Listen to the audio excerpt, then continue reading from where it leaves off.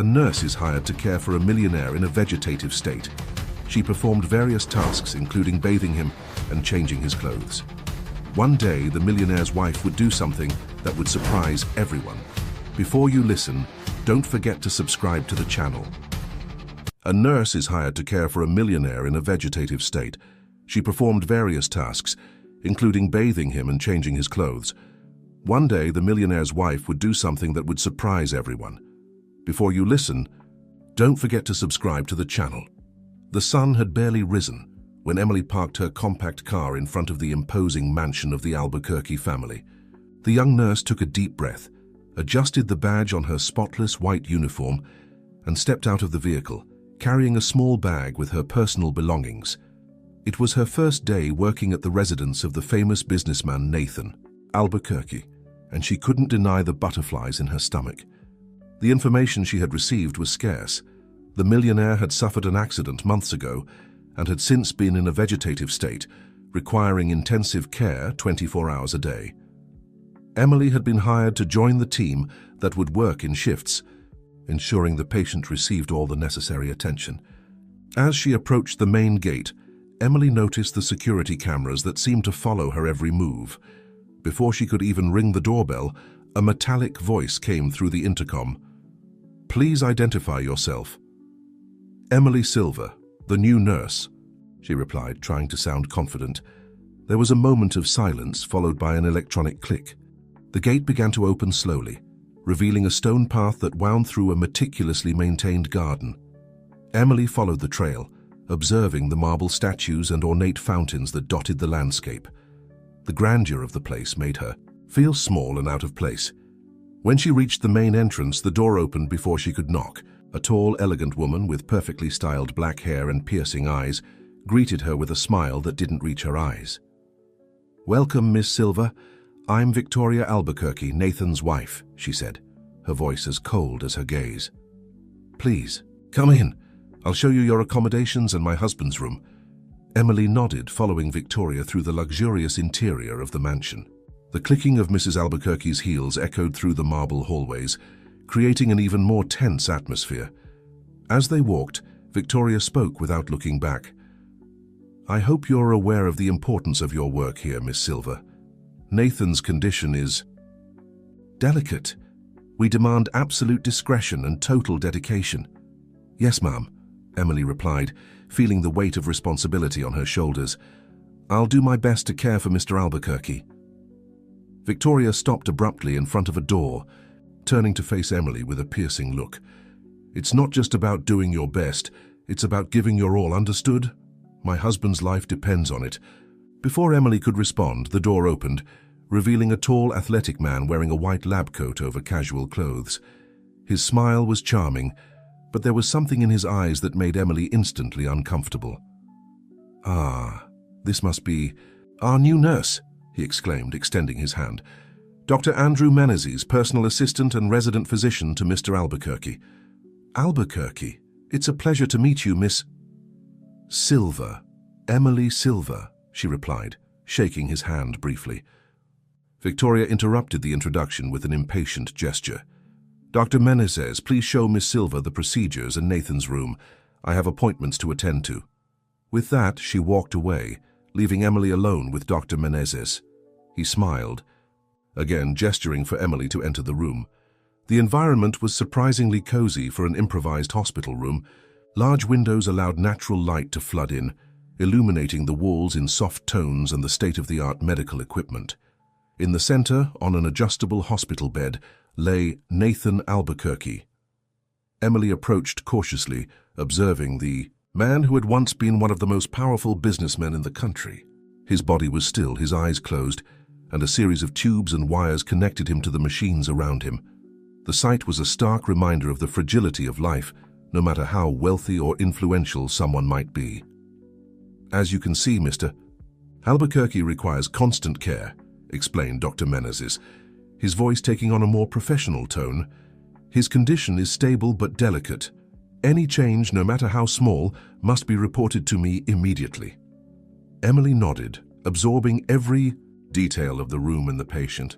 She noticed a clipboard at the foot of the bed and moved closer to examine it. "These are the daily records," the doctor continued. "You must note all procedures performed, medications administered, and any relevant observations. Accuracy is crucial." As Dr. Menezes explained the protocols and routines, Emily couldn't help but notice something strange in the records.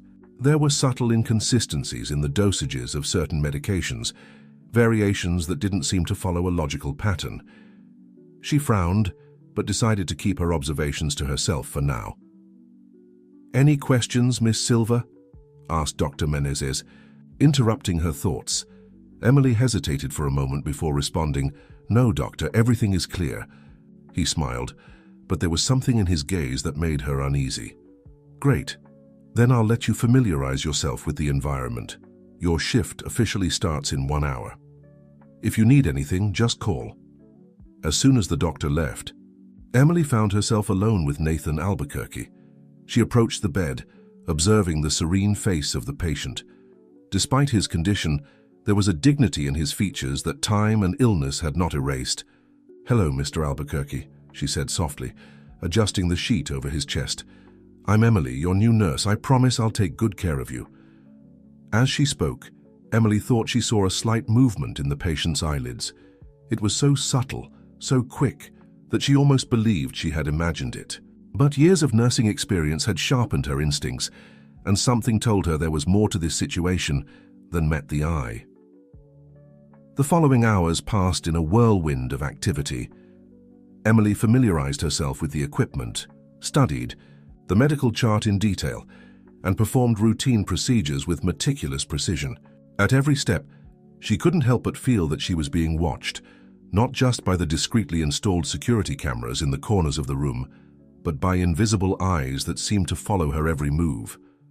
As night fell, casting shadows, through the mansion's hallways, Emily prepared for the shift change. It was then that she heard raised voices coming from the corridor. Silently approaching the door, she recognized the voices of Victoria and Dr. Menezes. "We can't keep this up for much longer," whispered Victoria, her voice filled with urgency. "The lawyers are getting impatient. We need to speed things up." "Calm down," replied Dr. Menezes in a soothing tone. "Everything is under control. Soon, we'll have what we want." Emily felt a shiver run down her spine. What exactly did they want, and why did they need to speed things up? The questions piled up in her mind, fueling a growing sense that there was much more at stake than Nathan Albuquerque's well-being. When the voices faded away, Emily returned to the patient's bedside. Looking at Nathan's motionless face, she made a silent promise. "I'll find out what's going on here, Mr. Albuquerque, and I'll protect you no matter the cost." Little did Emily know that this promise would lead her into a web of intrigue, secrets, and dangers that would test not only her skills as a nurse but also her courage and determination. The Albuquerque mansion held dark secrets, and she was about to become the key to unraveling them. Days turned into weeks, and Emily gradually adjusted to the routine at the Albuquerque mansion. Each morning brought with it a mix of anticipation and apprehension as she prepared for another shift by Nathan's side. The nurse developed the habit of always arriving a few minutes early, taking advantage of the mansion's silence to observe and reflect. On that particular morning, Emily noticed something different as she entered Nathan's room. The air felt heavier, charged with an invisible tension. She approached the bed, performing her usual check of the patient's vital signs. "Good morning, Mr. Albuquerque," she murmured, delicately adjusting the pillow. "I hope you had a good night." That's when it happened. A subtle, almost imperceptible movement of Nathan's fingers. Emily froze, her heart racing. She had noticed small movements before, but she had always attributed them to involuntary spasms. This time, however, there was something different, something intentional. "Mr. Albuquerque," she called softly, "can you hear me?" Silence. Emily watched intently, waiting for any sign. After a few seconds, she saw it again. A slight tremor in Nathan's right hand. Emily's mind began to whirl. If Nathan was conscious, even minimally, it changed everything. But why had no one noticed before? Or worse, what if someone had noticed and chosen to ignore it? Before she could explore this possibility further, the door to the room abruptly opened. Victoria Albuquerque entered, her cold gaze sweeping the room before settling on Emily. "Good morning, Miss Silver," she said, her voice as sharp as ice. "Any changes in my husband's condition?" Emily hesitated for a fraction of a second. Should she share her discovery? Something in her instinct warned her to be cautious. "Nothing significant, Mrs. Albuquerque," she replied, maintaining a professional tone. "Just the usual variations. In vital signs."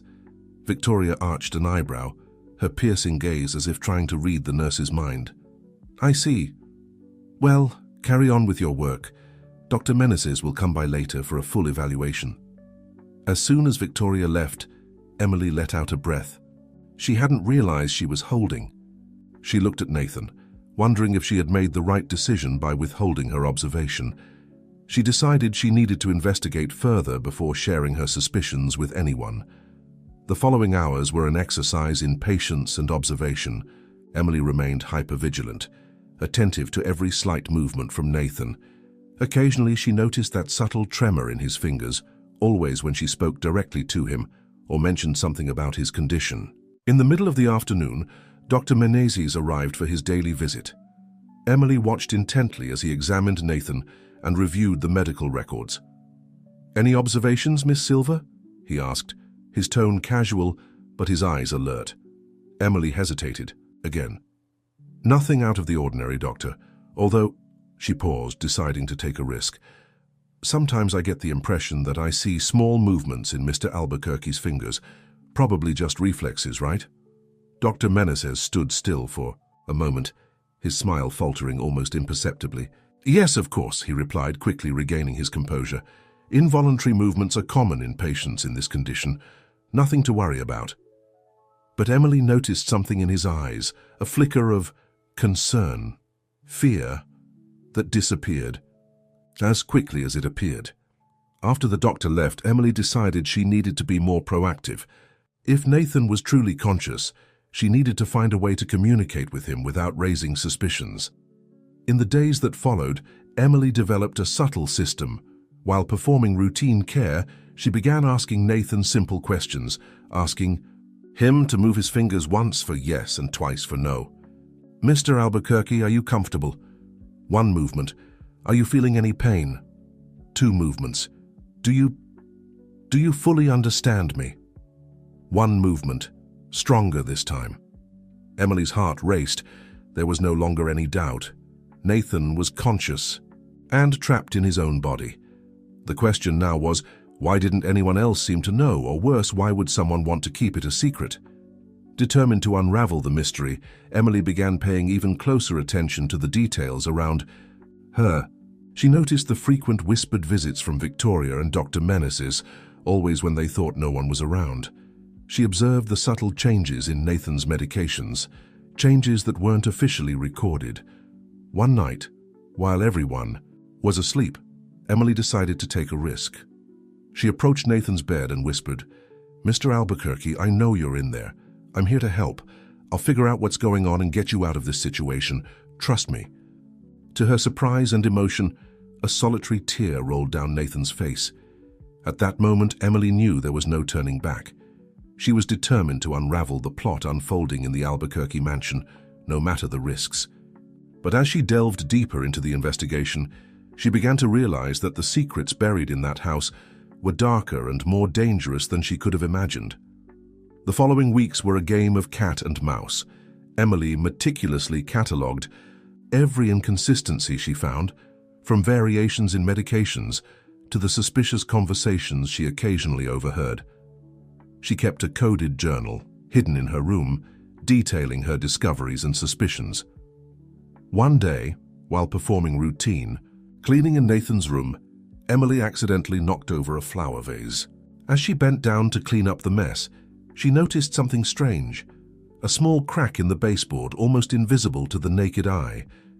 Intrigued, she examined it more closely and realized it was a camouflaged opening. With her heart racing, Emily managed to open the secret compartment. Inside, she found a flash drive. Quickly, she tucked it into her pocket, promising herself she would find a way to examine its contents as soon as possible. That night, after her shift, Emily locked herself in her room, and plugged the flash drive into her personal laptop. What she found left her stunned.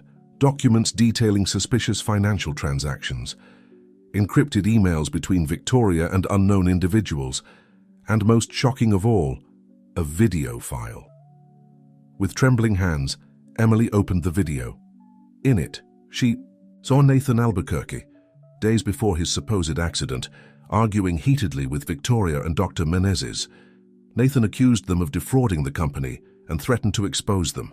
The video ended abruptly, but it was enough evidence to suggest that Nathan's accident might not have been an accident after all. Emily felt the weight of the truth fall on her shoulders.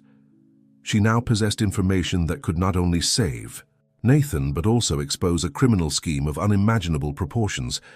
However, this discovery also put her in mortal danger. As the night wore on, Emily reflected on her next steps. She knew she needed to act with extreme caution. One wrong move could not only compromise Nathan's safety, but also put her own life at risk. With renewed determination, Emily made a silent promise to herself and to Nathan. She would unravel this plot, no matter the cost. The battle for truth and justice was just beginning, and Emily was ready to face whatever came her way. The days following the discovery of the flash drive were a test of nerves for Emily. Every step through the mansion's corridors, every interaction with Victoria or Dr. Menezes carried the weight of the secret she now held. The nurse felt like an actress on a dangerous stage, forced to maintain a facade of normalcy while her inner world churned with anxiety and determination. Emily intensified her silent communication with Nathan, using every private moment to reassure him and gather more information. Through a simple code of finger movements, she began piecing together a complex puzzle of events that led to Nathan's accident. One particularly tense morning, as she adjusted Nathan's IV, Emily heard footsteps approaching rapidly. She barely had time to compose herself when Victoria abruptly entered the room, closely followed by Dr. Menezes. "Miss Silver," Victoria began, her tone sharp, "we need to discuss some irregularities in your reports." Emily's heart raced, but she maintained her composure. "Irregularities, Mrs. Albuquerque? I don't understand. I've been meticulous with my records." Dr. Menezes intervened, his smile not reaching his eyes. "We've noticed some discrepancies in the recorded dosages. Nothing alarming, but we'd like to clarify." Emily felt Nathan's gaze on her, almost sensing his concern. She knew she was treading on dangerous ground. "Of course, Doctor. I'd be happy to review the records with you. Perhaps I made a transcription error." Victoria narrowed her eyes, clearly dissatisfied with Emily's calm response. "You see, Miss Silver, my husband's condition is extremely delicate. We can't afford any mistakes, no matter how small. I completely understand, ma'am. I assure you that Mr. Albuquerque's health is my top priority." The air in the room grew thick with unspoken tension. Emily could feel she was being tested, watched by eyes searching for the slightest sign of weakness or betrayal. After a moment that felt like an eternity, Victoria nodded curtly. "Very well. Dr. Menezes will review the protocols with you later. We don't want any more misunderstandings." As soon as the couple left, Emily let out a shaky sigh. She turned to Nathan, noticing a slight tremor in his fingers, his way of expressing concern. "It's okay," she whispered, adjusting the sheets. "I'll handle this. Trust me." That night, after her shift, Emily locked herself in her room, her mind racing furiously. She knew the net was closing in. Victoria and Dr. Menezes suspected something, and she needed to act fast. Reviewing the information on the flash drive, Emily began to devise a plan. Among the files, she found mentions of an offshore bank account, apparently used to siphon funds from Nathan's company. It was a crucial lead, but Emily knew she would need help to use it effectively. With her heart in her throat, she grabbed her personal phone, one she kept hidden from everyone in the mansion, and typed a message to an old college friend, now a private investigator. "Lucas, I need your help. It's urgent and confidential. Can we meet tomorrow?" The reply came almost instantly. "Of course, Em. Usual spot, 3 p.m.? Emily confirmed the meeting, feeling a mix of relief and apprehension. She knew she was about to cross a line from which there would be no turning back. The next morning, Emily was more alert than ever. Every sound, every exchanged glance among the mansion staff seemed loaded with hidden meanings. She carried out her tasks with mechanical precision, her mind already on the afternoon meeting. When it was time for her break, Emily informed them that she needed to leave to take care of personal matters. She felt Victoria's inquisitive gaze on her, but remained firm. The cafe where she had arranged to meet Lucas was a discreet spot in the city centre. Emily arrived early, choosing a table at the back, away from curious ears. Lucas showed up promptly, his friendly face marked by lines of concern as he saw Emily's tense expression. "Em, what's going on? You look like you've seen a ghost." Emily took a deep breath, organizing her thoughts. "Lucas, what I'm about to tell you needs to stay between us. I'm involved in something dangerous." In the following minutes, Emily unraveled a condensed version of the events at the Albuquerque mansion. Lucas's expression shifted from curiosity to shock and finally to determination. "My God, Em, this is huge. Do you have proof?" Emily nodded, showing him copies of the most important documents she had found on the flash drive. "I need your help to investigate this offshore account and any other suspicious activity linked to Victoria Albuquerque or Dr. Andrew Menezes." Lucas examined the documents, his brow furrowed in concentration. "This is going to take time, Em, and it's dangerous. Are you sure you want to go through with this?" "I have no choice, Lucas. Nathan's life is at stake, and who knows how many other people have been affected by this scheme." Lucas nodded gravely. "All right, I'll start investigating immediately. But Em, promise me you'll be careful. These people seem dangerous." Emily smiled sadly. "I know, but I can't back down now." They spent the next hour outlining a plan of action. Lucas would use his contacts to investigate the suspicious accounts and transactions, while Emily would continue gathering evidence inside the mansion. As they said their goodbyes, Lucas held Emily's arm. "Em, if something goes wrong, if you feel like you're in immediate danger, use this code word in a message to me. Gardenia. I'll understand that it's an emergency and will act immediately." Emily nodded, feeling the weight of the situation. As she walked back to the mansion, she couldn't help but feel that she had crossed a point of no return. The game had changed and the stakes couldn't be higher. Back at the mansion, Emily resumed her duties with renewed determination. She knew every moment was precious, every interaction an opportunity to gather more information. That night, while tending to Nathan, she noticed something different in his behavior. His movements, though still subtle, seemed stronger, more deliberate. "Mr. Albuquerque," she whispered, "are you feeling different? More present?" A firm movement of his finger indicated yes. Emily's heart raced. Could the changes in medication be having an unexpected effect? Was Nathan slowly regaining control of his body? She knew she had to be cautious. If Victoria and Dr. Menezes noticed any significant improvement in Nathan, they might take drastic measures. "I'll help you get out of this situation," Emily promised, her voice barely audible. "But I need you to keep pretending. For now, it's the only way to keep you safe." A gentle movement of Nathan's fingers indicated his understanding and agreement. As the night progressed, Emily reflected on the day's events. She had taken the first steps on a dangerous journey, one that could cost her everything. But looking at Nathan, seeing the silent struggle in his eyes, she knew she had no choice. The battle for the truth and for Nathan Albuquerque's life had only just begun, and Emily was determined to win, no matter the cost. Days turned into weeks, and Emily found herself immersed in an increasingly dangerous game of cat and mouse. Every shift at the Albuquerque mansion was a delicate dance between fulfilling her duties as a nurse and gathering evidence that could unravel the sinister plot surrounding Nathan. One morning, while performing Nathan's morning care, Emily noticed something that made her heart leap, an almost imperceptible movement of his lips, as if he were trying to speak. She leaned in closer, whispering, "Mr. Albuquerque, are you trying to tell me something?" Nathan's eyes locked onto hers with an intensity she had never seen before. Slowly, painfully, He formed a single word with his lips. Safe. Emily felt a surge of adrenaline course through her body. It was the first word Nathan had been able to communicate since the accident. She knew this changed everything. Safe? She repeated softly. Is there something important in a safe? A subtle movement of Nathan's fingers confirmed.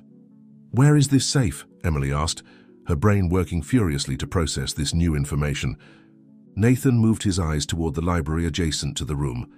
Emily nodded, understanding. I'll find it, she promised. But I need to be careful. Victoria and Dr. Menezes are growing more suspicious. At that moment, as if summoned by Emily's thoughts, Victoria's voice echoed down the hallway. Emily quickly straightened up, adopting a professional demeanor as Nathan's wife entered the room. Good morning, Miss Silver, said Victoria, her tone as cold as ever. Any changes? Emily maintained her composure, responding with studied calm. Nothing significant, Mrs. Albuquerque. Mr. Albuquerque's vital signs remain stable. Victoria scanned the room with her eyes, as if searching for something out of place. Very well. Dr. Menezes will stop by later for a full evaluation. Make sure everything is in order. There was a veiled threat in those words that didn't escape Emily. As soon as Victoria left, she exchanged a meaningful glance with Nathan. The net was closing in, and they needed to act fast. That night, after her shift, Emily waited for the mansion to fall into the quiet of the night before making her move. With her heart pounding in her chest, she slipped silently into the library. The room was vast, with shelves stretching from floor to ceiling, filled with ancient books and art objects. Emily began methodically examining every corner, searching for any sign of a hidden safe. After nearly an hour of fruitless searching, she was about to give up when she noticed something odd on one of the shelves. One of the books seemed slightly out of alignment with the others. With trembling hands, Emily pulled the book, revealing a small electronic panel hidden behind it. Bingo, she whispered to herself. Now came the hardest part, figuring out the combination. Emily knew she only had a few attempts before the security system would trigger. She closed her eyes, trying to think like Nathan. Suddenly, an idea struck her.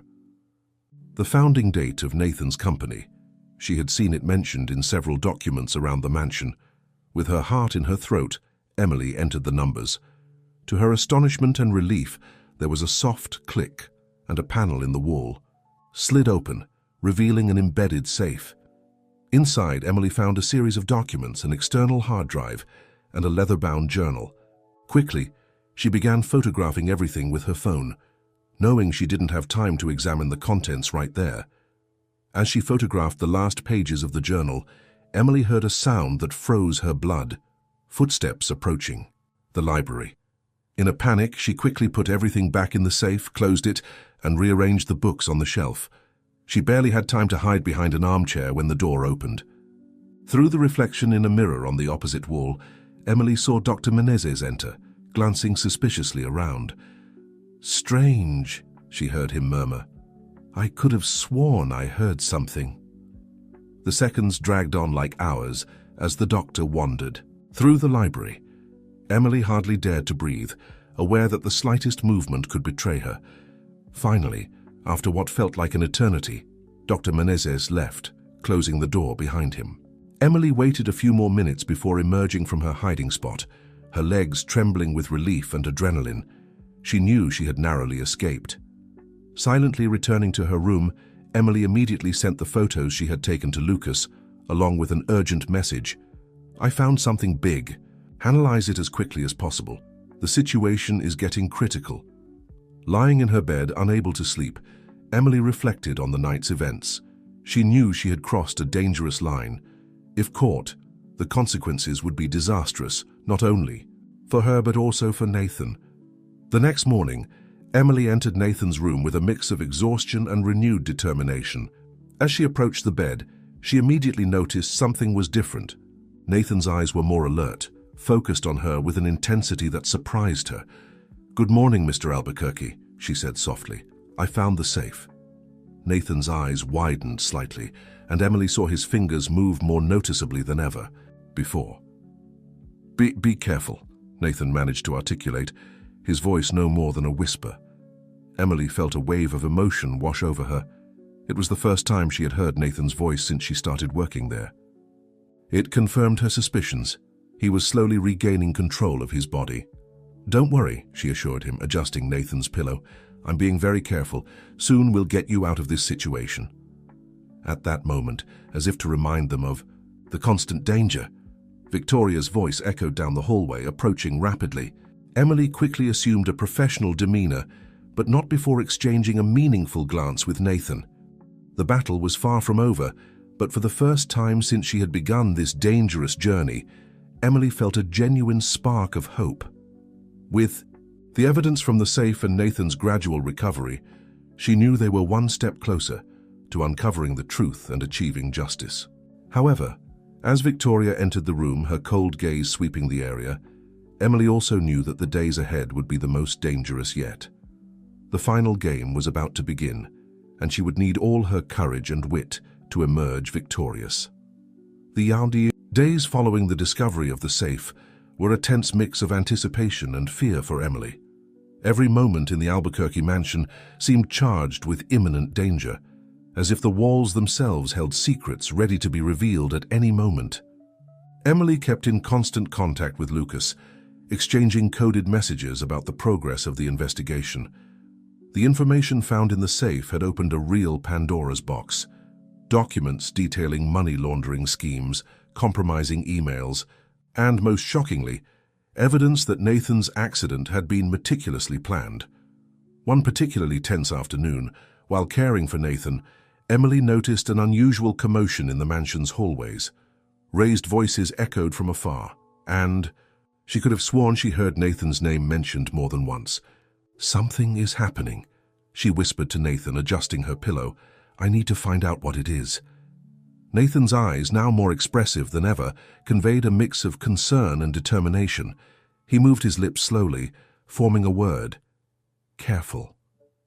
Emily nodded, feeling the weight of the trust Nathan had placed in her. She knew that every misstep could be fatal not only to her investigation, but to Nathan's very life. Taking advantage of a moment when the hallway was empty, Emily slipped into Victoria's office, where voices seemed to be emanating from. Positioning herself strategically near the slightly open door, she managed to catch fragments of the heated conversation between Victoria and Dr. Menezes. "We can't wait any longer," Victoria's voice sounded urgent. "The lawyers are pushing. If we don't act now, the whole plan will fall apart." "Calm down," replied Dr. Menezes, his tone attempting to be soothing but betraying a note of nervousness. "We have everything under control. The new formula is almost ready. In a matter of days, Nathan will no longer be a problem." Emily's blood ran cold. New formula. Nathan will no longer be a problem. The implications were terrifying.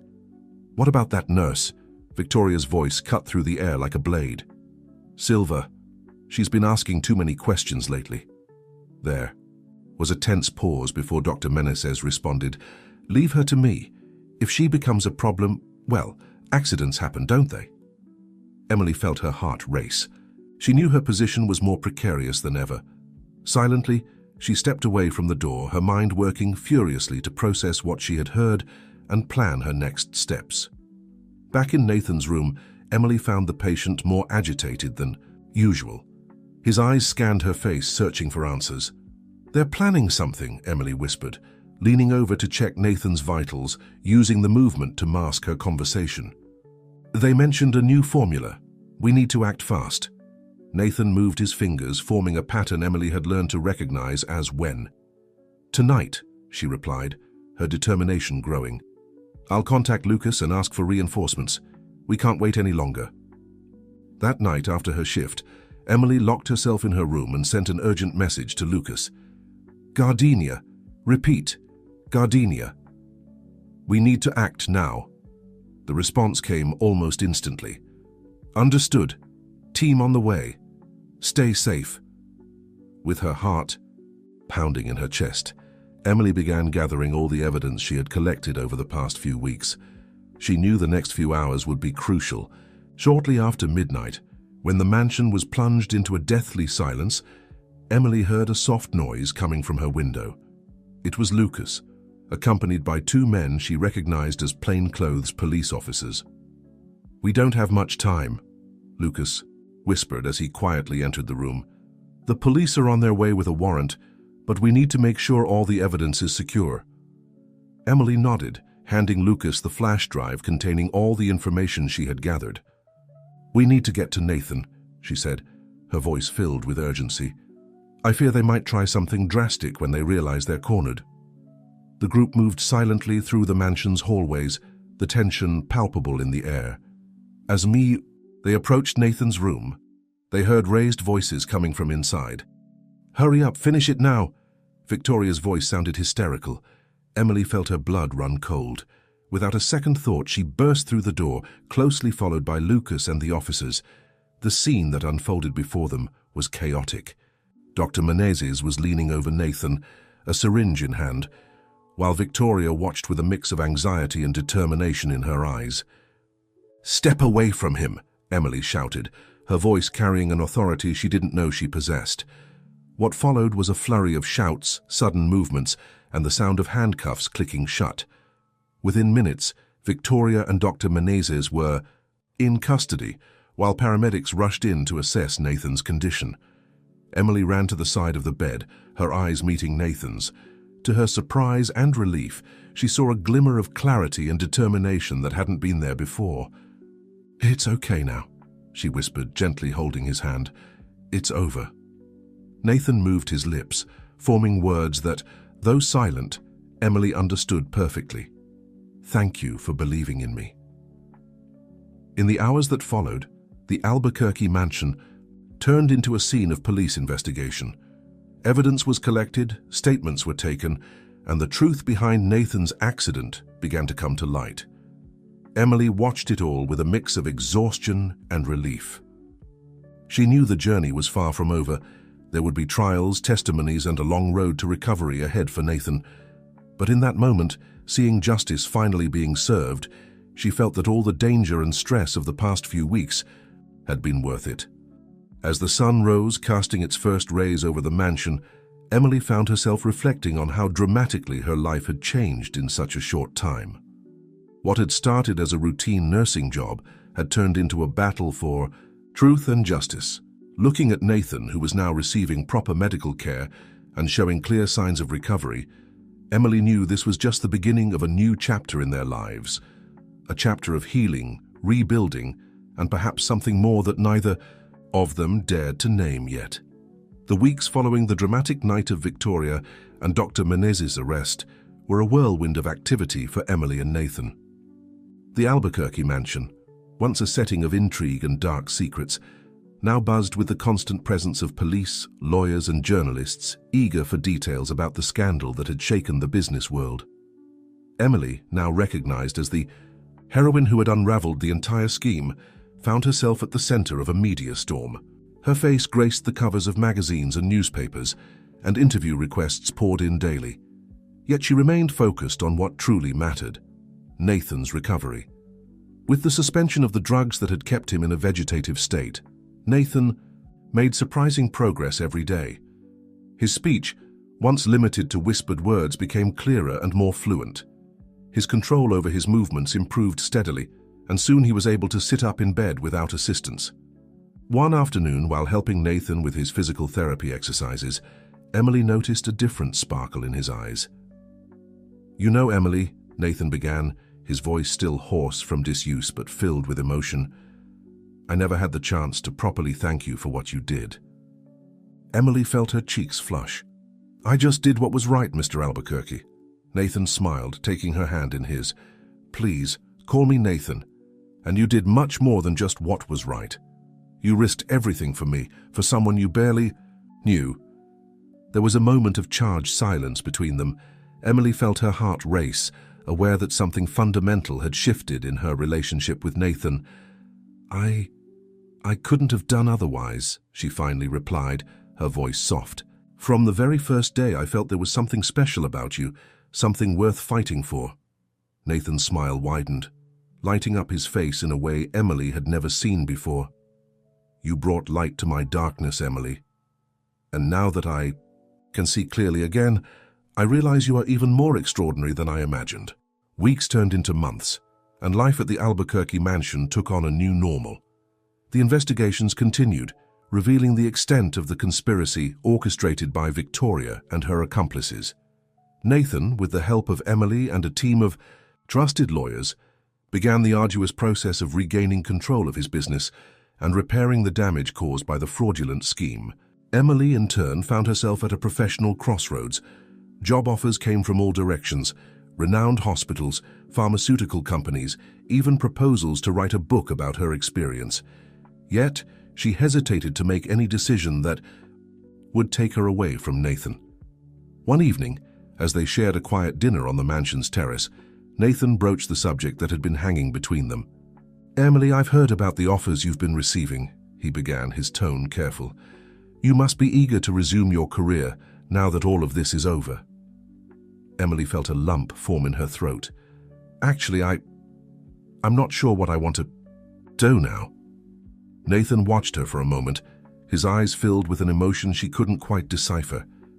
"You know, I've been thinking. The company needs a complete overhaul, not just in business, but in how we treat people. I'm planning to create a foundation to help victims of corporate fraud and abuse. I'd like you to consider leading that project." Emily was speechless, surprised by the unexpected proposal. I don't know what to say, Nathan. It's an incredible offer, but I don't have experience managing foundations or—" Nathan gently interrupted her, taking her hand. "You have something far more valuable than management experience, Emily. You have compassion, integrity, and incredible strength. These are the qualities I want leading this project." Tears began to form in Emily's eyes. "Nathan, Besides," he continued, his voice soft, "it would be a way for us to stay close, that is if you want to, of course." Emily's heart raced. She looked into Nathan's eyes and saw reflected in them the same whirlwind of emotions she was feeling. Months of mutual trust, of fighting side by side, had created a bond between them that went beyond words. "Yes," she finally replied, a smile lighting up her face. "Yes to everything." Nathan smiled back, and in that moment, under the starry sky, they both knew they were on the brink of a new chapter in their lives. A chapter of rebuilding, of hope, and above all of a love born from the most unlikely circumstances. In the months that followed, the Albuquerque Foundation for Corporate Justice and Ethics took shape. Emily threw herself into the project, bringing her unique perspective and her passion for helping others. Nathan, in turn, used his influence and resources to ensure the foundation had the greatest possible impact. Together, they not only rebuilt the Albuquerque empire on more ethical foundations, but also became a powerful force in the fight against corporate corruption. Their story of overcoming and triumphing over adversity inspired thousands, becoming a symbol of hope for many.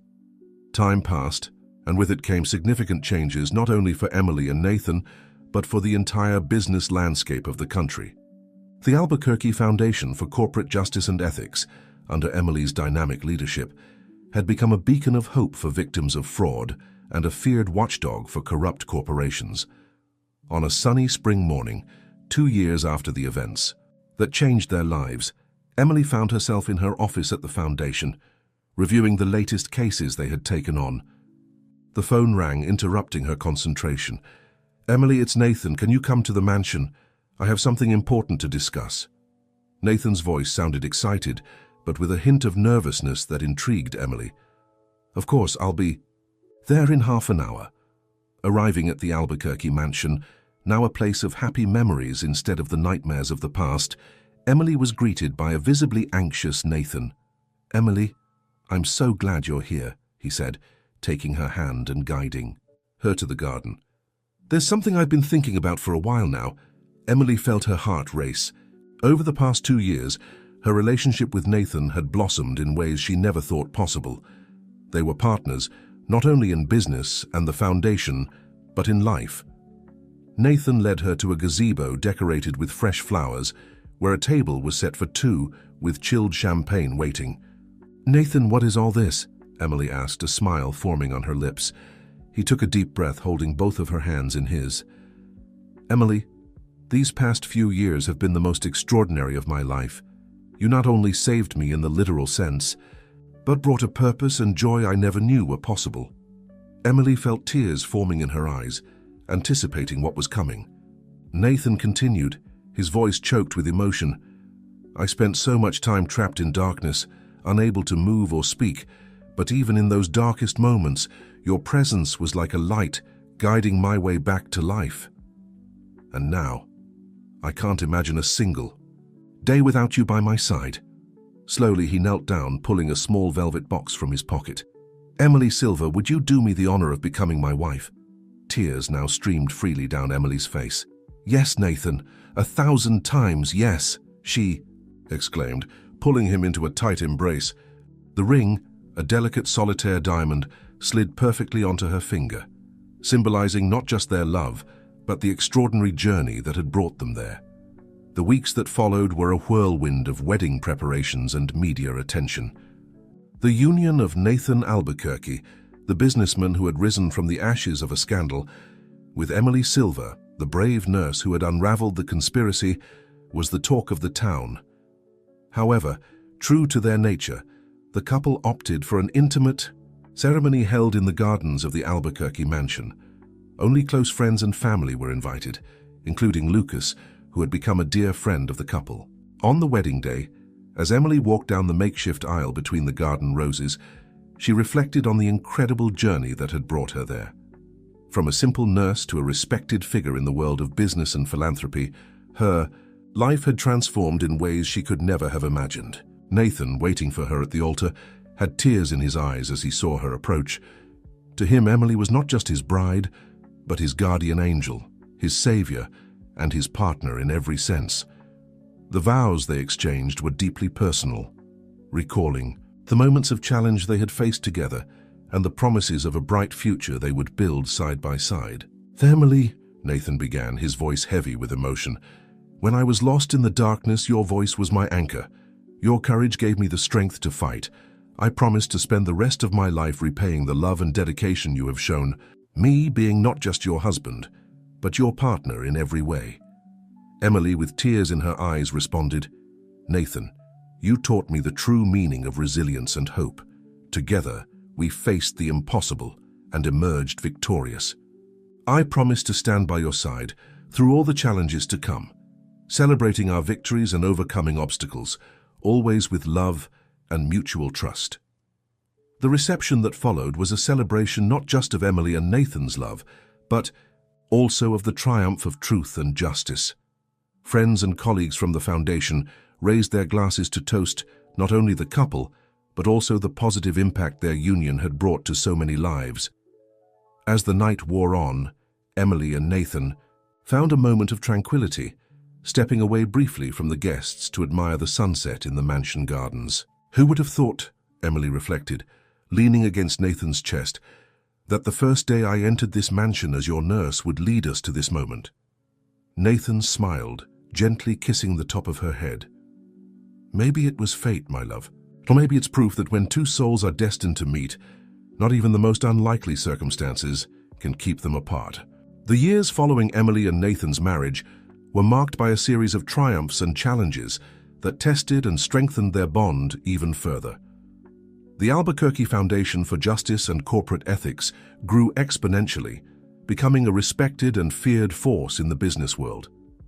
One autumn morning, 5 years after their wedding, Emily was in her office at the foundation when she received a call that would once again change the course of their lives. "Mrs. Albuquerque," the voice on the other end of the line was grave, "this is Dr. Mendez from Central Hospital.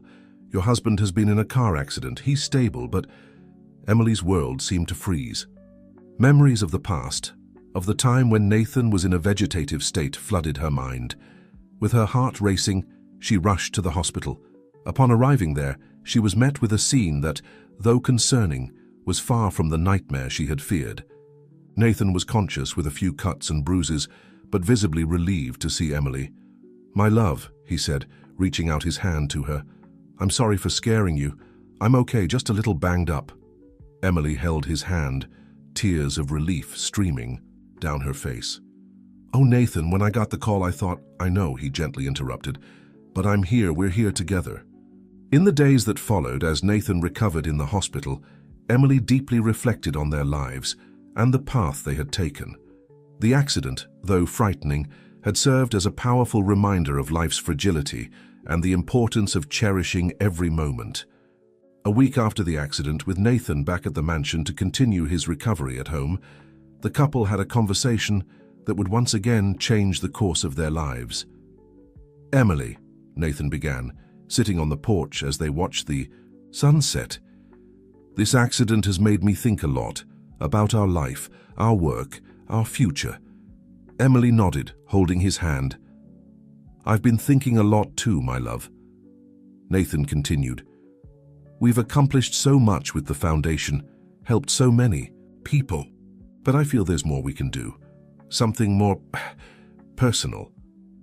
"What do you have in mind?" Emily asked, intrigued. Nathan hesitated for a moment before responding. "I was thinking, what if we expanded our family? What if we gave a child the chance to have the love and opportunities we have to offer?" Emily's heart raced. The idea of having children had come up in previous conversations, but it had always been postponed in favor of their work with the foundation. Now, however, the proposal resonated deeply within her. "Nathan," she replied, her voice choked with emotion, "I think it's a wonderful idea." The following months were an emotional roller coaster for the couple. After medical consultations and much reflection, they decided to pursue adoption. The process was long and sometimes frustrating, but Emily and Nathan faced each obstacle with the same determination that had brought them together years before. Finally, after nearly a year of waiting, came the news that would change their lives forever. A 3-year-old girl, Sophia, was waiting for a family. Her circumstances were difficult, orphaned by parents who had fallen victim to a corporate fraud scheme that had left them in ruin. When Emily and Nathan met Sophia for the first time at the orphanage, it was as if the world around them disappeared. The little girl, with big brown eyes and a shy smile, instantly won their hearts. "Hello, Sophia," Emily said softly, kneeling to meet the child at eye level. "I'm Emily, and this is Nathan. We've been waiting so long to meet you." Sophia looked at them curiously before asking innocently, "Are you going to be my new parents?" Nathan, with tears in his eyes, replied, "If you want, sweetheart, we would love to be your family." The smile that lit up Sophia's face at that moment was the most beautiful Emily and Nathan had ever seen. The following months were an adjustment for everyone.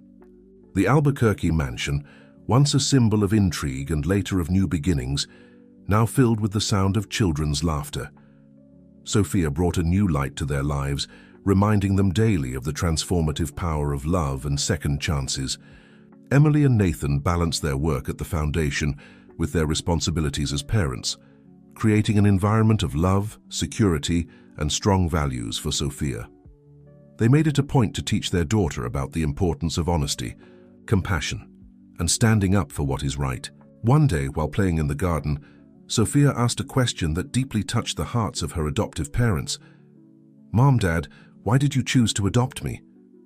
Emily and Nathan exchanged an emotional glance before Nathan replied, "Sophia, sweetheart, we didn't choose you. Destiny brought us together, just like destiny brought your mother and me together in a very special way years ago. Sometimes families are formed not by blood, but by love and the desire to make a difference in each other's lives," Emily added, hugging her daughter. "And you, my love, have made a huge difference in our lives. You've taught us a new kind of love, one we didn't even know we were capable of feeling." Sophia smiled, hugging her parents tightly. "I love you," she said simply. At that moment, under the late afternoon sun, Emily and Nathan felt that their circle of love and redemption was complete. From a story that began with betrayal and near tragedy, a family united by love, courage, and the desire to make the world a better place had been born. And so the Albuquerque mansion, once a stage for shadows and secrets, had become a true home, filled with love, hope, and promises of a bright future. The years passed quickly, and Sophia grew into a brilliant and compassionate young woman, a reflection of the love and values Emily and Nathan had cultivated in their home. Now 15 years old, Sophia was the pride of her parents and an inspiration to everyone who knew her. On a spring morning, the Albuquerque family gathered for breakfast, as was their custom. Nathan, now with streaks of gray at his temples that only accentuated his distinction, flipped through the newspaper while Emily prepared pancakes, the delicious aroma filling the kitchen. Sophia entered, her face lit up with an excited smile. "Mom, Dad, you won't believe it. I've been selected to represent the school at the National Youth Leadership Forum." Emily and Nathan exchanged proud glances. The forum was a prestigious event that brought together the most promising students in the country to discuss social and economic issues. "That's wonderful, sweetheart," exclaimed Emily, hugging her daughter. "What will your presentation be about?" Sophia hesitated for a moment, her face taking on a serious expression. "Actually, I wanted to talk about your story, about how you turned a tragedy into something positive with the foundation." Nathan put down the newspaper, surprised. "Our story? Are you sure, Sophia?" The young girl nodded with determination. "Yes, Dad. I think it's a story that needs to be told. It might inspire others to fight against injustices, no matter how difficult it seems." Emily and Nathan exchanged emotional glances. Although Sophia knew the general outline of how her parents had met, many details had been softened to protect her. "Sophia," Emily began gently, "if you really want to tell this story, I think it's time you knew the whole truth." In the hours that followed, Emily and Nathan opened their hearts, revealing to Sophia the darkest and most dramatic details of their past. They spoke about the conspiracy, Nathan's vegetative state, the threats Emily had faced, and the struggle to expose the truth. Sophia listened with a maturity that surprised her parents, her eyes filling with tears and admiration as the story unfolded. "Mom, Dad," she said when they finished, her voice choked with emotion, "I always knew you were special, but this is incredible. You are true heroes." Nathan smiled gently, taking his daughter's hand. "We're not heroes, sweetheart. We're just people who chose to do the right thing even when it was hard," Emily added. "And that's what we hope we've taught you, Sophia. The importance of fighting for what's right, helping others, and never losing hope, even in the darkest moments." In the days that followed, Sophia worked tirelessly on her presentation, consulting her parents to ensure every detail was correct. She was determined to tell the story not just as an account of past events, but as a message of hope and a call to action for her generation. When the day of the forum arrived, the auditorium was packed with students, educators, and community leaders. Emily and Nathan sat in the front rows, their hearts filled with pride and a hint of apprehension. Sophia took the stage, her confident posture masking the nervousness she felt. She took a deep breath and began. "Today, I want to share with you a story of courage, integrity, and the transformative power of love. A story that began in tragic circumstances, but became a beacon of hope and positive change. This is the story of my parents, Emily and Nathan Albuquerque." As Sophia recounted the events, the audience became increasingly captivated. She spoke about the conspiracy, Emily's struggle to uncover the truth, Nathan's miraculous recovery, and the creation of the foundation. But more than that, she spoke about the lessons she had learned from her parents, about integrity, perseverance, and the importance of fighting for what's right. "And that's why," Sophia concluded, her voice strong and emotional, "I believe that each of us has the power to make a difference. We don't need to wait for big moments or extraordinary circumstances. We can start now, in our communities, our schools, our families. Because, as my parents taught me, it's in the small daily acts of courage and compassion that we truly change the world." The silence that followed was quickly broken by a wave of applause. Emily and Nathan, with tears in their eyes, were the first to stand, followed by the rest of the audience in a standing ovation. In that moment, watching their daughter on stage, Emily and Nathan felt that their legacy was secure. Sophia was not just the fruit of their love, but the embodiment of everything they had fought for and believed in. As they embraced Sophia after the presentation, surrounded by people eager to congratulate them and learn more about their work, Emily whispered to Nathan, "Who would have thought that scared nurse entering the Albuquerque mansion all those years ago would lead us to this moment?" Nathan smiled, squeezing his wife's hand. It's as we always say, my love. Life has a surprising way of taking us exactly where we need to be. And so, the story of Emily and Nathan, now told through the eyes of their daughter, gained new life, inspiring a new generation to fight for a more just and compassionate world. The legacy of love, courage, and integrity they had built would continue to flourish, touching lives far beyond what they could have ever imagined. The impact of Sophia's presentation at the National Youth Leadership Forum exceeded Emily and Nathan's expectations. In the weeks that followed, the Albuquerque family story gained a new wave of national attention. Journalists, writers, and documentary producers began reaching out, eager to explore the family's extraordinary journey in greater depth. Initially hesitant to expose their private lives to public scrutiny again, Emily and Nathan realized this could be a unique opportunity to expand the reach of their message and the impact of their work at the foundation. After much family discussion, they decided to collaborate with renowned documentarian Camille Ferreira, known for her ethical and sensitive approach to complex topics. The project, titled Rebirth: The Albuquerque Saga, would be a 3-part documentary series exploring not only the family's dramatic past, but also their ongoing work and the impact they had on society. Filming began on a sunny summer morning. The Albuquerque mansion, once the setting for dark intrigues, now opened its doors to reveal a story of redemption and hope. Emily, seated in the garden for her first individual interview, reflected on how her life had changed. "When I first entered this mansion as a nurse," she began, her voice soft but firm, "I could never have imagined where this path would lead me. Every challenge, every moment of fear and doubt brought us here. And looking back, I wouldn't change a thing." Nathan, in his interview, became emotional as he recalled the moments when he was trapped in his own body. "What kept me fighting, besides Emily's constant presence, was the belief that I had a mission to fulfill, that my life, if given a second chance, would have to have a greater purpose." Sophia, now 16 years old and with an eloquence beyond her years, spoke about growing up knowing her parents' story. "From a young age, I learned that true heroism isn't about capes or superpowers, but about the daily choices we make to help others and fight for what's right." As filming progressed, the series began to explore the work of the Albuquerque Foundation. Camille and her team accompanied Emily and Nathan on visits to social projects, meetings with business and government leaders, and counseling sessions with victims of corporate fraud.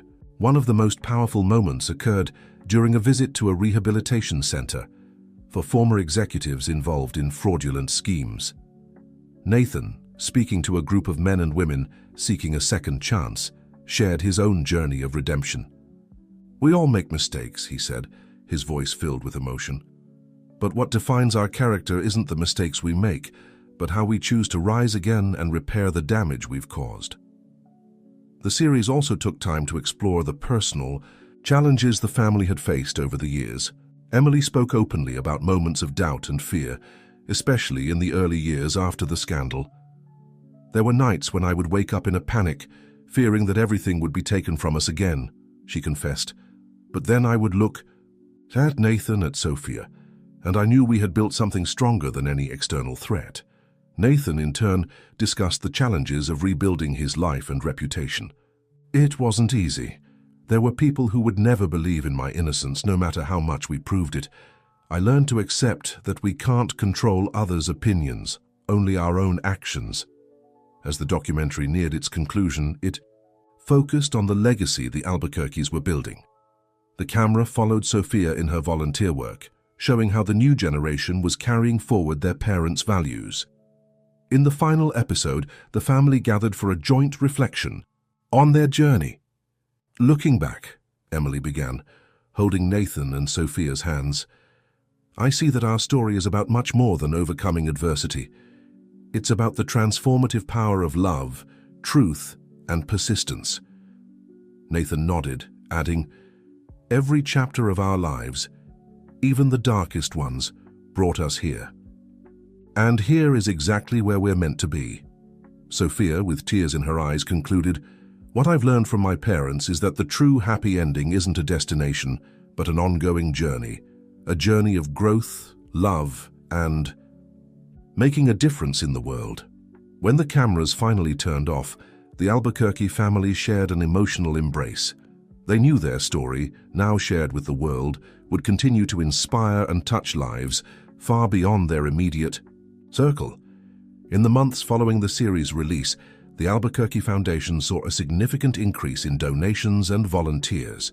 More importantly, they received countless messages from people who, inspired by their story, found the courage to confront injustices in their own lives. Emily, Nathan, and Sophia continued their work, always guided by the belief that every act of kindness, every fight for justice, no matter how small, had the power to create waves of positive change in the world. And so, the saga of the Albuquerques, which began in tragedy and near destruction, became a beacon of hope and inspiration for future generations, proving that even in the darkest moments, love, courage, and integrity can triumph, lighting the way to a brighter and more just future. 5 years had passed since the release of the documentary series about the Albuquerque family. The impact of their story continued to reverberate, inspiring change on both personal and institutional levels across the country. The Albuquerque Foundation had expanded beyond national borders, establishing international partnerships and becoming a global voice in the fight against corporate corruption and the promotion of ethics in business. Emily, now 45, and Nathan, 55, found themselves in a new phase of their lives. Sophia, at 21 years old, was about to graduate from law school, determined to follow in her parents' footsteps in the fight for social justice.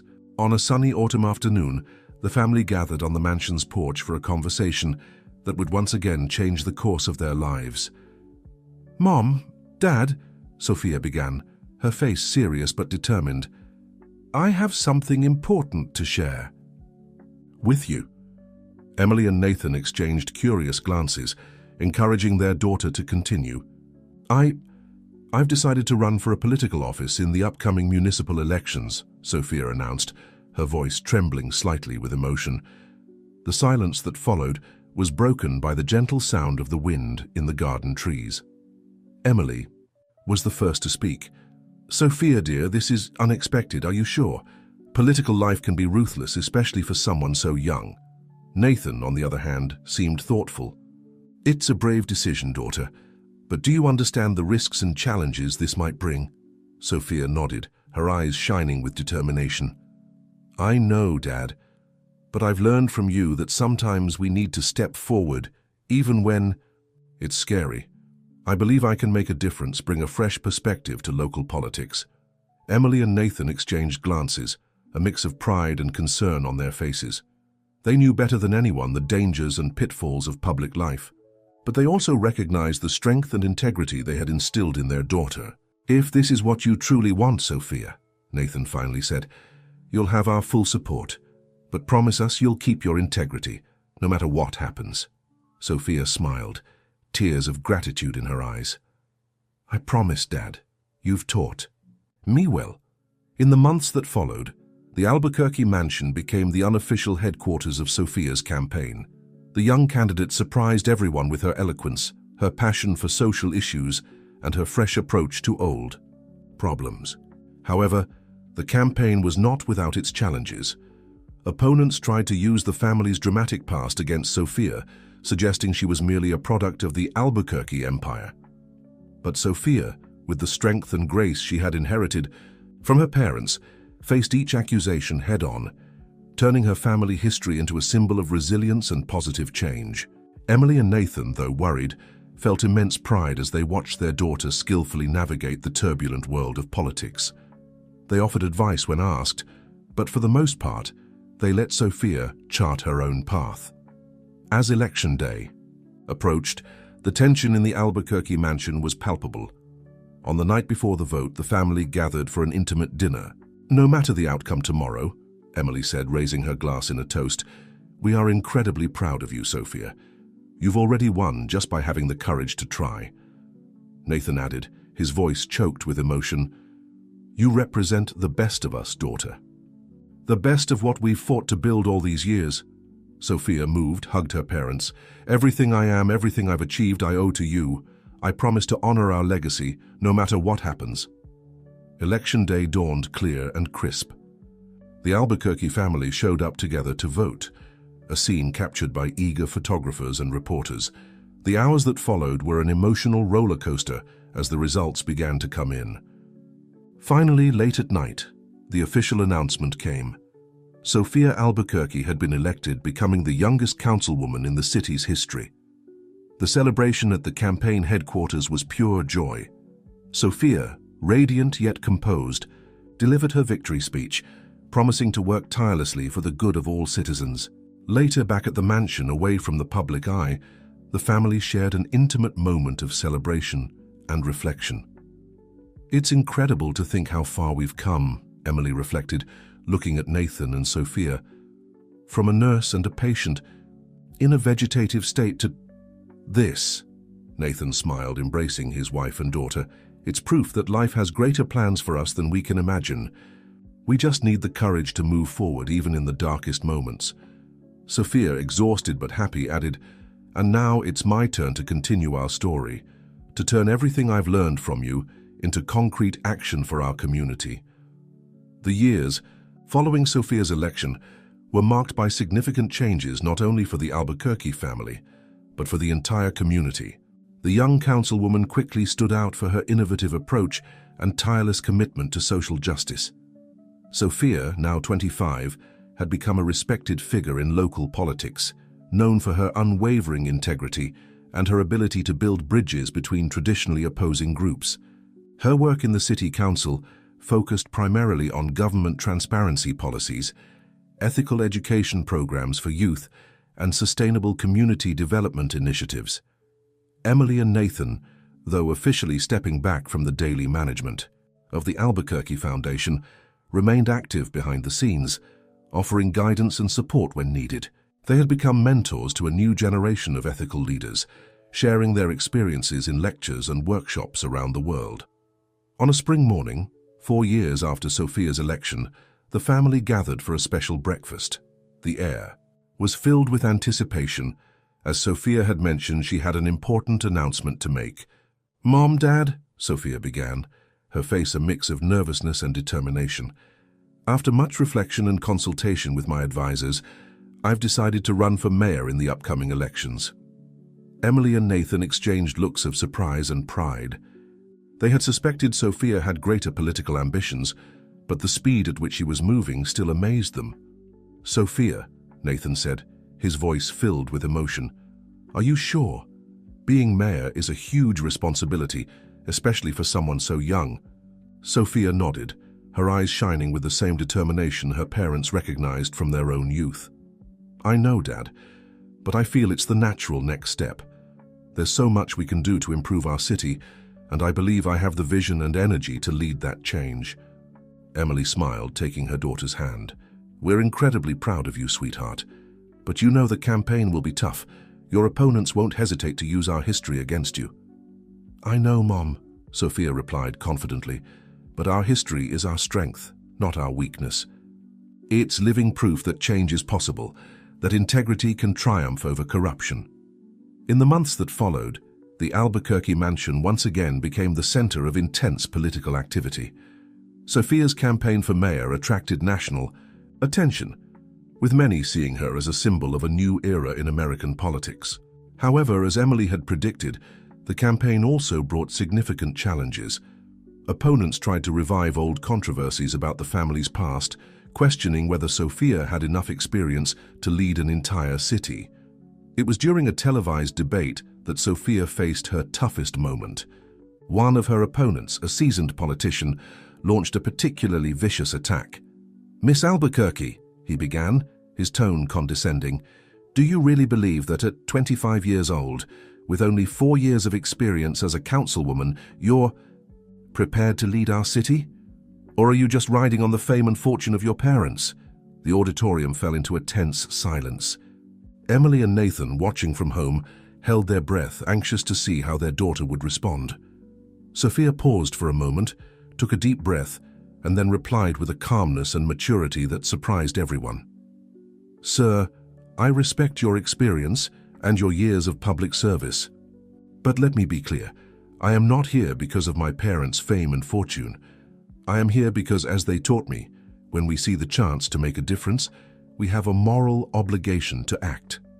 She paused, her eyes scanning the audience before continuing. "Yes, I am young, but I bring with me not only my 4 years as a councilwoman, but a lifetime of lessons on integrity, perseverance, and the true meaning of public service. My youth is not a weakness, it is a strength. I bring new ideas, energy, and a fresh perspective to old problems. And most importantly, I bring the conviction that our city deserves a better, fairer, and brighter future." The auditorium erupted in applause. Even her opponents seemed impressed by her eloquence and conviction. As the campaign progressed, it became clear that Sophia had struck a chord with the electorate. Her message of ethical renewal and positive change resonated with a population tired of traditional politics. On election night, the Albuquerque family gathered at the mansion, awaiting the results with a mix of anxiety and hope. When the final numbers were announced, the explosion of joy was deafening. Sophia had won, becoming the youngest mayor in the city's history. In her victory speech, Sophia honored her parents and her family's extraordinary journey. "This victory is not just mine," she said, emotional. "It is a triumph for everyone who believes in the power of truth, integrity, and perseverance. My parents taught me that no matter how dark the night may seem, there is always hope for a new dawn. As your mayor, I promise to work tirelessly to bring that new dawn to our city." Later, in an intimate moment with her parents, Sophia reflected on the magnitude of the moment. "Mom, Dad," she said, tears in her eyes, "all of this is thanks to you, to your courage, your love, the example you set for me." Emily and Nathan embraced their daughter, their hearts overflowing with pride and emotion. They knew Sophia's journey was just beginning, but they were confident she would face every challenge with the same grace, integrity, and determination that had always characterized the Albuquerque family. As the night wore on, the three of them looked out the mansion window, gazing at the city skyline now under Sophia's leadership. It was a new chapter not just for the family, but for the entire community, a chapter filled with promise, challenges, and the opportunity to create a truly better future for all. The first months of Sophia's administration as mayor were a whirlwind of activity, challenges, and small victories. The young leader faced the Herculean task of balancing the high expectations of her constituents with the complex realities of municipal governance. Emily and Nathan, while maintaining a respectful distance to avoid overshadowing their daughter's autonomy, remained pillars of support behind the scenes. Their past experiences proved invaluable to Sophia, who often sought their advice in moments of doubt. A year into her term, Sophia faced her first major crisis as mayor. A series of corruption allegations in public contracts came to light, involving high-ranking members of the City Hall, some of whom were holdovers from the previous administration. On a tense night, Sophia called an emergency family meeting at the Albuquerque mansion. "Mom, Dad," she began, her face pale with worry, "I'm facing an impossible dilemma. The evidence of corruption is clear, but exposing it publicly could completely destabilize the city's administration." Nathan leaned forward, his expression serious.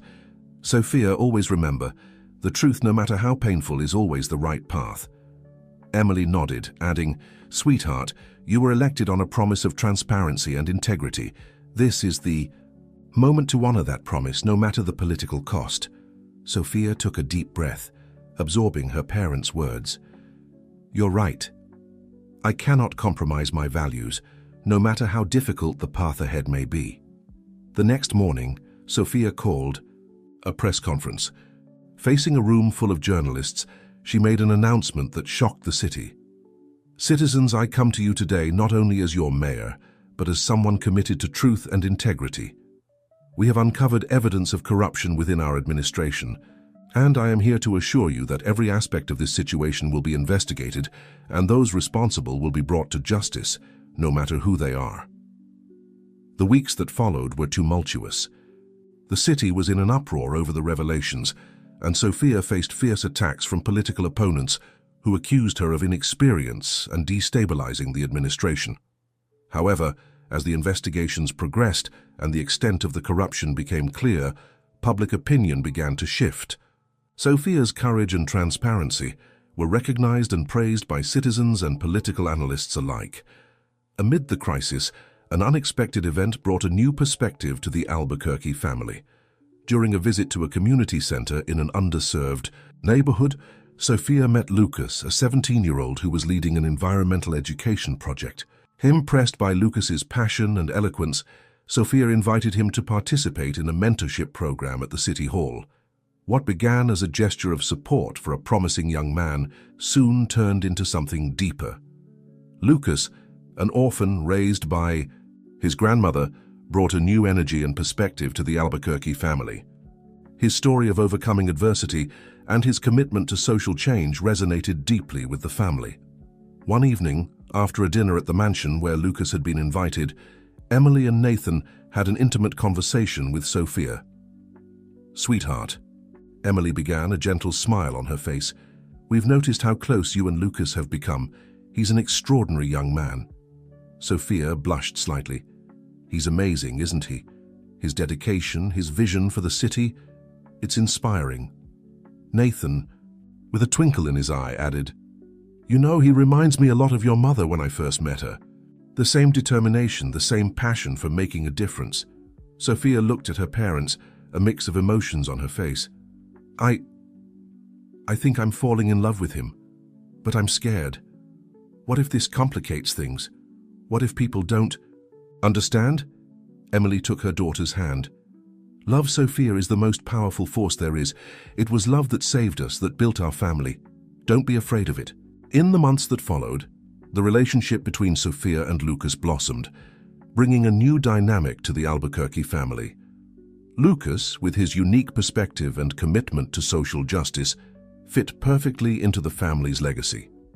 As Sophia's term as mayor progressed, she faced challenges with a combination of courage, integrity, and compassion that had become the hallmark of the Albuquerques. Her innovative policies in education, sustainability, and community development began to show tangible results, transforming the city in ways few had believed possible.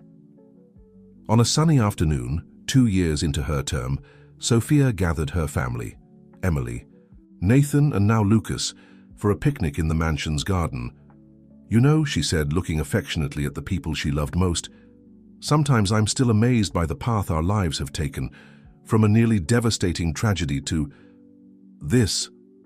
A united family, a city in transformation, a future full of possibilities." Nathan smiled, embracing Emily. "It's a testament to the power of love, truth, and perseverance. Our story, Sophia, is proof that no matter how dark the night may seem, there is always hope for a new dawn." Emily added, her eyes shining with emotion. "And now with you and Lucas, we are witnessing the beginning of a new chapter in this story, a chapter that promises to be as extraordinary as the previous ones." Lucas, holding Sophia's hand, spoke with conviction.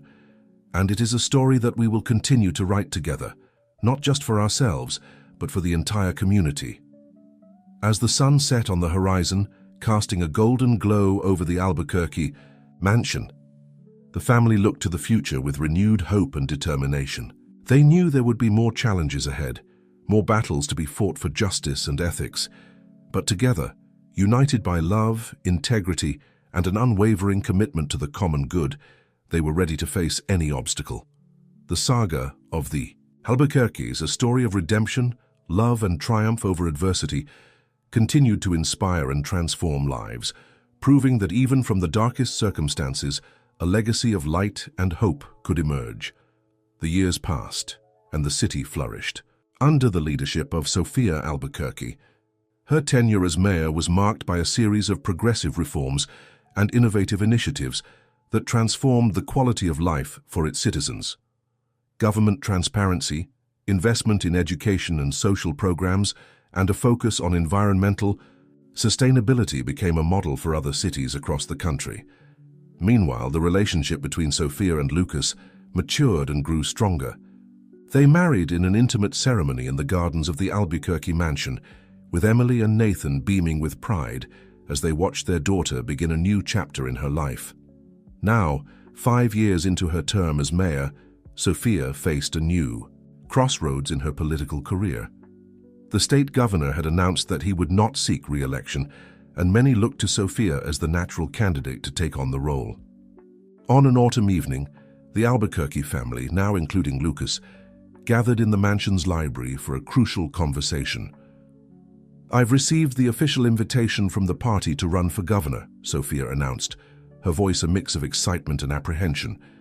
"It's an incredible opportunity to expand the work we started here, to make changes on an even larger scale."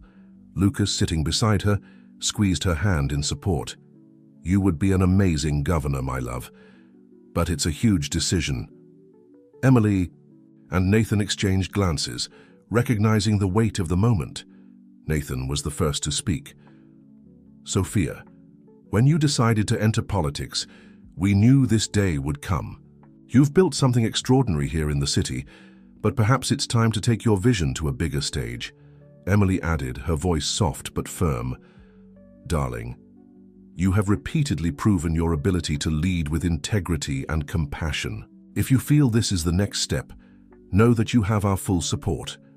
Sophia looked at her family, feeling the weight of the decision. "It's scary to think about leaving the work we started here, but at the same time I think about all the lives we could impact across the state." Lucas smiled, his gaze full of love and admiration. "Sophia, you transformed this city. I can only imagine what you could do with an entire state under your leadership." After a long discussion weighing the pros and cons, Sophia reached a decision. With her family's blessing, she would announce her candidacy for governor the following morning. The months that followed were a roller coaster of emotions and challenges. The campaign for governor was vastly different from the municipal campaign. Sophia faced fierce opposition from established politicians who saw her as a threat to the status quo. During a particularly heated televised debate, one of her opponents attacked her harshly.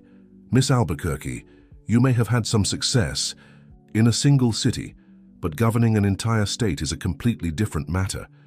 How can you assure voters that your inexperience won't lead the state into chaos?" Sophia, maintaining the calm that had become her trademark, responded, "Sir, true experience is not measured solely in years, but in results and vision. In 5 years, we transformed our city in ways many thought impossible. We brought transparency, innovation, and real hope to our citizens. Imagine what we could do with that same dedication and integrity applied to an entire state. My inexperience, as you call it, is actually a strength. It's the ability to see old problems with fresh eyes and find solutions that others may have overlooked." Her response resonated with voters, many of whom were tired of traditional politics and yearned for real change. As the campaign progressed, the Albuquerque family came together like never before.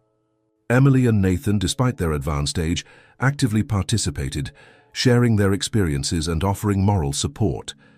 Lucas became Sophia's pillar, balancing his own work with unwavering support for his wife's campaign. On election night, the Albuquerque mansion was filled with supporters, volunteers, and journalists. The tension was palpable as the results began to come in. When the announcement was finally made, the explosion of joy was deafening. Sophia Albuquerque had been elected governor, becoming the youngest person to hold the office in the state's history. In her victory speech, Sophia honored her journey and the people who made it possible. "This victory is not just mine," she said, emotional. "It is a victory for everyone who believes in the power of integrity, compassion, and positive change. It is a victory for my parents, Emily and Nathan, who taught me the true meaning of courage and perseverance. For my husband, Lucas, whose strength and love have sustained me every step of this journey, and for every citizen who dared to dream of a better future for our state." Later, in an intimate moment with her family, Sophia reflected on the extraordinary path that had brought them there. "I think about how it all began," she said, looking at her parents with tearful eyes. "With a brave nurse and a patient, everyone believed was lost, and now look how far we've come." Emily smiled, embracing her daughter. "It's proof that love, truth, and determination can overcome any obstacle," Nathan added, his voice full of emotion. and that the most important legacy we can leave is to inspire others to fight for what is right. Lucas, holding Sophia's hand, concluded, "And now, my love, you have the chance to continue that legacy on an even greater scale." As the night wore on, the Albuquerque family looked to the future with a mix of hope and determination. They knew the challenges ahead would be immense, but they were united in their commitment to making a difference. The early years of Sophia's term as governor were marked by a mix of triumphs and challenges. She brought to the state government the same innovative and ethical approach that had transformed her hometown, but the scale and complexity of the problems at the state level were of a completely different magnitude. Sophia faced resistance from traditional politicians and entrenched interest groups, but her determination and integrity began to win admirers even among her fiercest critics. Her policies on transparency, investment in education, and sustainable development programs began to show tangible results across the state. Meanwhile, the Albuquerque family dynamic continued to evolve. Emily and Nathan, now in their 70s, had become respected figures not only in the United States, but internationally, often invited to speak on business ethics and trauma recovery. They divided their time between supporting Sophia in her role as governor and mentoring the next generation of leaders through the Albuquerque Foundation. Lucas, in turn, had become a force in his own right. He expanded his environmental education project into a statewide program, working closely with the government, but maintaining his independence to ensure he could continue to be a critical voice when needed. It was during Sophia's third year in Seoul office that the family faced a new challenge. During a routine checkup, Nathan was diagnosed with a heart condition that required immediate surgery. The news shook the family. Sophia, torn between her responsibilities as governor and her desire to be by her father's side, faced one of the most difficult periods of her life. On the eve of the surgery, the family gathered at the hospital. The room was filled with a quiet tension, broken only by the constant beeping of heart monitors. "You all look so serious," Nathan joked, trying to lighten the mood. "I've faced worse, remember?" Emily, holding her husband's hand, smiled through her tears. "Yes, my love. And we will overcome this together, as we always have." Sophia, sitting on the other side of the bed, struggled to maintain her composure. "Dad, I don't know what I'd do without you. You've been my rock, my guide." Nathan gently interrupted. "Sophia, my dear, you are stronger than you think. All I did was show you the way. You walked it on your own." Lucas, standing beside Sophia, added, "Nathan, you didn't just guide Sophia, but all of us. Your example of courage and integrity has shaped this family and, through it, impacted countless lives." The conversation continued late into the night, with the family sharing memories, hopes, and words of love. It was as if, faced with the uncertainty of tomorrow, they wanted to soak up every precious moment together. The next morning, before being taken into surgery, Nathan made one final request. "Promise me, Sophia," he said, his voice weak but determined, "that no matter what happens, you will keep fighting for what's right. That the legacy we built together will live on through you." Sophia, tears in her eyes, nodded. "I promise, Dad, always." The hours that followed were the longest the family had ever experienced. Sophia, unable to focus on anything else, cancelled all official commitments, determined to be present for her family during this critical moment. Finally, after what felt like an eternity, the surgeon appeared with a tired smile. "The surgery was a success," he announced. "Mr. Albuquerque is a fighter." The relief that flooded the room was palpable. Emily, Sophia, and Lucas embraced, tears of joy streaming freely. In the days that followed, as Nathan recovered, the family reflected on how this experience had affected them. Sophia, in particular, felt a profound shift in her perspective. "You know," she said to Lucas one evening as they gazed at the stars from the hospital balcony, "this experience made me realize something important. We've been doing good work in government, but there's more to be done, more lives to touch, more changes to implement." Lucas looked at her curiously. "What do you have in mind?" Sophia took a deep breath before responding. "I'm thinking of running for president in the next election." The silence that followed was charged with emotion. Lucas, after a moment of reflection, smiled and squeezed his wife's hand. "If anyone can bring the change our country needs, it's you, my love." In the weeks that followed, as Nathan recovered and returned home, Sophia shared her decision with the rest of the family. The reaction was unanimous support, though tempered, with the natural caution that came from their collective experience. "Sweetheart," Emily said, her voice filled with pride and concern, "the presidency is an immense challenge, but if there's anyone who can face it with grace and integrity, it's you." Nathan, still recovering but with a renewed spark in his eyes, added, "Sophia, when you were born, we could never have imagined the extraordinary journey that awaited us. You didn't just exceed our expectations, you redefined them entirely. Go forward, my dear. Show the country what it means to lead with love, courage, and integrity." As the Albuquerque family prepared for this new chapter in their saga, they knew the challenges ahead would be the greatest they had ever faced, but they were united in their determination to continue their legacy of positive change and social justice. Sophia, looking at her family, her parents who had overcome the impossible, her husband who was her partner in every sense, and the legacy of love and integrity they had built together, felt a wave of gratitude and determination. "Together," she said, her voice filled with emotion, "we can truly make a difference, not just for our family or our state, but for the entire country." And so, with the unwavering support of her family and driven by a deep sense of purpose, Sophia Albuquerque prepared to take the next step in her extraordinary journey, a journey that promised not only to transform her own life, but potentially the future of an entire nation. The years following Sophia's decision to run for president were a whirlwind of preparation, strategy, and hope. The Albuquerque family, now a nationally recognized political and social force, knew that the presidential campaign would be the greatest challenge of their lives. Nathan and Emily, though no longer possessing the same physical energy as in previous years, remained the pillars of support and wisdom for Sophia. Their life experiences, the fight against the conspiracy that had nearly destroyed Nathan, the rebuilding of his life and career, and their tireless work at the foundation, provided valuable insights for the presidential campaign.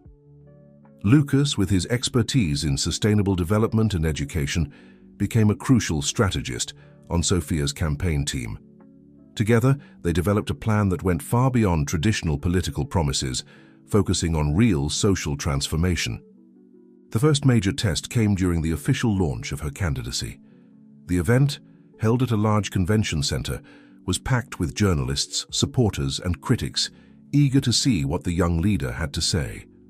Sophia took the stage wearing a navy blue suit, her posture reflecting the strength and determination that defined her. When she began to speak, the audience fell silent. "Americans," she began, her voice clear and resonant, "we are at a crucial moment in our history. I am not here to make empty promises or repeat the same speeches we've heard for decades. I am here to propose a real transformation. A transformation based on three fundamental pillars: education, ethics, and hope." She continued, detailing an ambitious plan that included profound educational reforms, systematic efforts to combat corruption, and massive investments in sustainable development and social inclusion. The reactions were immediate and polarized. Some hailed her as the nation's savior, while others criticized her as inexperienced and too idealistic, but no one could deny the impact of her words. In the following months, Sophia's campaign traveled across the country. Unlike traditional campaigns, she didn't just give speeches. She visited communities, listened to real stories, and incorporated those experiences into her proposals. A defining moment came during a visit to a riverside community in the Amazon. After hearing accounts of environmental devastation and social neglect, Sophia delivered an impromptu speech that touched the hearts of everyone present. "I did not come here as a candidate seeking your votes," she said, her voice choked with emotion. "I came as someone committed to transforming your reality. Each of you deserves dignity, opportunity, and respect." Lucas, by her side, documented every moment, aware that they were building more than a campaign. They were building a movement. However, the campaign was not without its challenges. Traditional political groups began launching increasingly aggressive attacks. They tried to discredit her, resurrecting old controversies about her family and her political trajectory. In one of the most tense presidential debates, one of her opponents attempted to undermine her. "Miss Albuquerque, do you think you can govern a country with your family history, with a past of corporate scandal?" Sophia, without hesitation, responded, "My family history is exactly what qualifies me. I learned firsthand what it means to recover from a fall, to transform tragedy into opportunity. I did not come from a sheltered political background. I came from a journey of rebuilding and hope." Her response resonated nationally, earning the respect of millions who saw in her not just a candidate, but a symbol of renewal. Nathan, watching the debate at home with Emily, couldn't hold back his tears. "Look at her, Emily," he said, squeezing his wife's hand. "Our daughter is about to change the history of the country." Emily smiled, her eyes filled with pride. "She was always destined for something great. From that first day in the hospital when I fought for her life, I always knew she would be special." As election day approached, the tension was palpable. Polls showed a tight race with Sophia slightly ahead, but with a margin that could easily be reversed. On the eve of the election, the Albuquerque family gathered at the mansion, as they had so many times over the years. The weight of the moment was undeniable. "No matter what happens tomorrow," Sophia said, looking at her family, "I am grateful for every moment, for every lesson that brought me here." Nathan, his voice choked with emotion, replied, "Daughter, you've already won. Not by the election result, but by everything you represent, by the hope you've brought back to millions of Americans." Lucas hugged Sophia, whispering words of love and support. Emily, watching her family, felt they were on the brink of something truly transformative.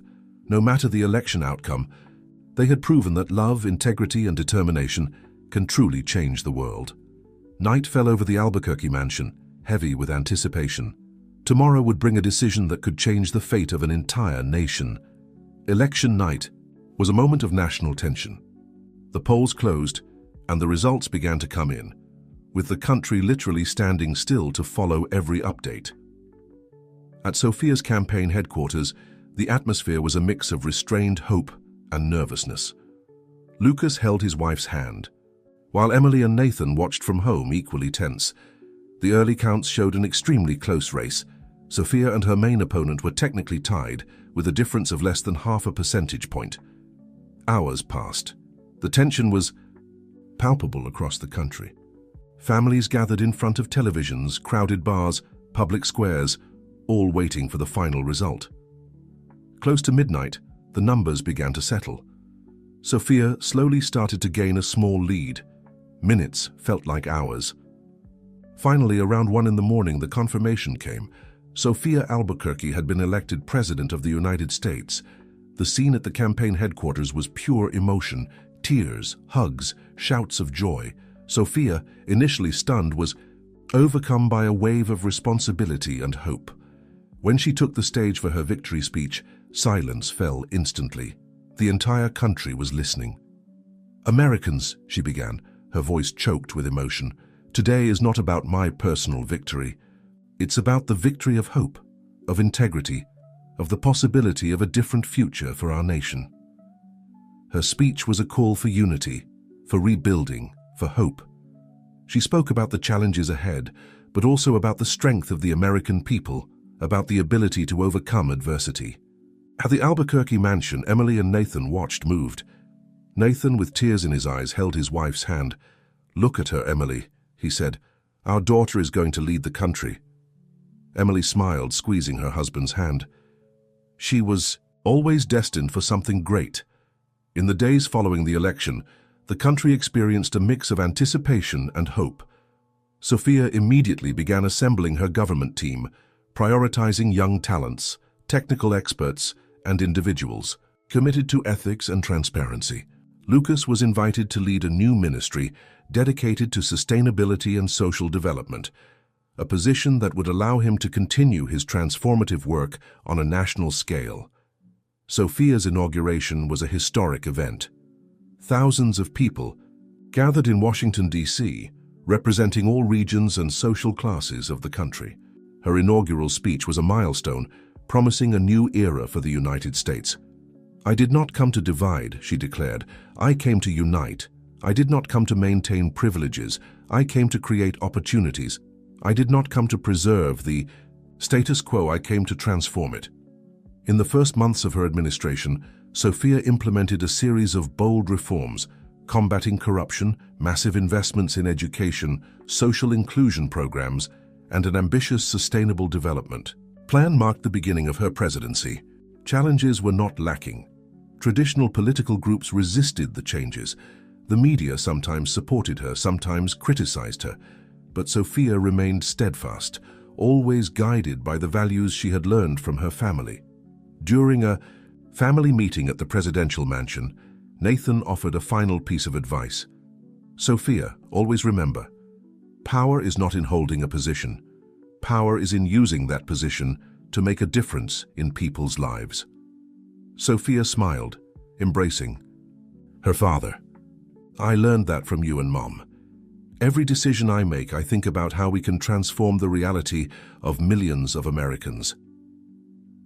Emily, watching the scene, felt an indescribable emotion. From the nurse who had fought for Nathan's life decades ago to the mother of a president who promised to transform the country, her journey seemed like an impossible dream come true. Lucas, always by Sophia's side, added, "Together we can truly build the country we've always dreamed of, a country of opportunities, justice, and hope." Night fell over Washington, D.C., and with it came the hope of a new era for the United States. The saga of the Albuquerques, which had begun in tragedy and near destruction, had transformed into a beacon of possibilities, proving that love, integrity, and determination can truly change the world.